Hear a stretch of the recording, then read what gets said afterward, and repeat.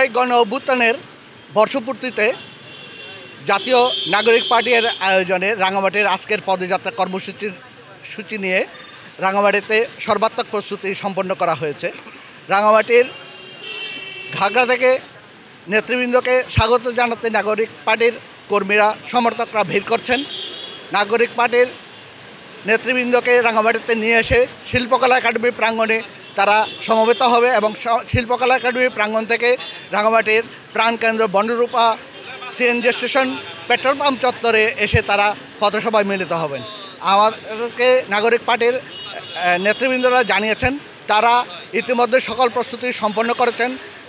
রাঙামাটির 10 উপজেলা থেকে বিভিন্ন কমিটির নেতাকর্মীরা এবং সংগঠকরা তারা অনেকেই স্বপ্রণোদিতভাবে তাদের এই পথসভা কর্মসূচিকে সফল করতে রওনা হয়েছেন। তবে নেতৃবৃন্দ আসার পরেই রাঙামাটির শিল্পকলা একাডেমি থেকে সেই পদযাত্রা শুরু হবে।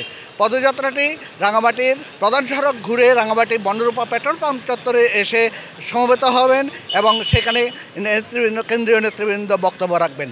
ইতিমধ্যে রাঙামাটি শহরে সার্বিক নিরাপত্তা ব্যবস্থা জোরদার করা হয়েছে। শহরব্যাপী আইনশৃঙ্খলা রক্ষাকারী বাহিনীর সদস্যরা মোতায়েন রয়েছেন এবং রাঙামাটি শহরে যাতে একটি সফল পথসভা অনুষ্ঠিত হতে পারে সে বিষয়ে প্রশাসন সর্বাত্মক প্রস্তুতি নিয়ে রেখেছে।